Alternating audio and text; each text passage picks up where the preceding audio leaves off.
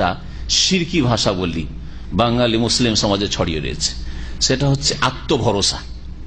আজকালকার নতুন ভাষায় এটা একটা অলংকার মনে করা হয়েছে, অথচ শিরকি কথা। আমার আত্মভরসা আছে, এটা ভালো কথা না, এটা শিরকি কথা।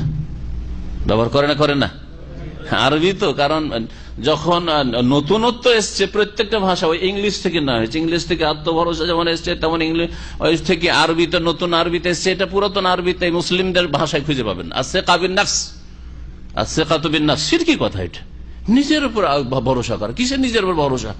আপনার উপর ভরসা মানে আপনি নিজের যে গায়ে বল আছে, অথবা আপনার পয়সাতে বল আছে, অথবা আপনার যেসব বল দুনিয়ার লাগে, এইসবের ভরসা করা না, এটা শিরকি কথা। এটা এইসব কথা অনেকে অচেতন অবস্থায় বলে, কারণ এগুলো ভাষার অলংকার হয়ে গেছে আজকাল। শিরকি কথা ভাষার অলংকার হয়েছে।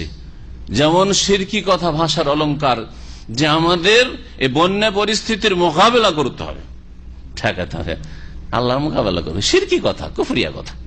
কেউ যদি একেবারে মারাত্মক ব্যাধিগ্রস্ত হয়, বিছানায় পড়ে থাকে, সে মরণের সাথে লড়াই করছে, আউযুবিল্লাহ, এগুলো ভাষা ব্যবহার করছেন না?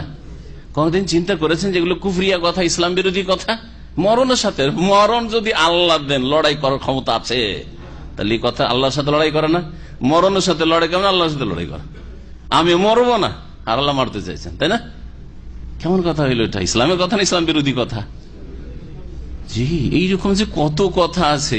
আপনারা কিছু কালেকশন যদি করে আমাকে দেন তো একটা আলোচনা করা যাবে, কারণ একা তো অত কালেকশন হয় না, কারণ এটা একটা ভাষা তো যদি কেউ করে দিতে পারে এই কালেকশন গুলো বাংলা থেকে, তো জাযাকাল্লাহ খায়র। আর আলোচনা কোরআন ও হাদিসের আলোকে এই ভাষাগুলি জায়েজ না জায়েজ নয়। এই ছেলেটি আমার লক্ষ্মী, এর উপরে মেলা পাবেন আপনি। লক্ষ্মী, হিন্দুদের দেবী হচ্ছে এই ছেলেটি আপনার, কথা বোঝা গেছে?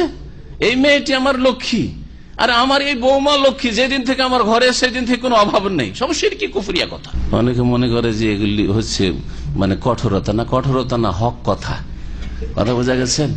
যদি আপনি রোগাক্রান্ত হন, রোগী, আর আপনাকে যদি ওষুধ দেওয়া হয়, তো ওষুধ দিতেই থাকে, কিন্তু ওষুধ না খেলে ভালো হবেন না আপনি, তো ওষুধ খেতে কষ্ট লাগে। বাচ্চারাকে মুখ ফেড়ে জবরদস্তি, হাত পা ধরে, মা মুখের দিক ধরে আছে আর বাপ ধরে আছে পায়ের দিক, যাতে আছাড় পাছাড় না করে, খাওয়ান না, তো ওই রকম ব্যাপার স্যাপার, যার ফলে আমাদের কথাগুলি অনেক সময় কি লাগে, তিতা লাগে।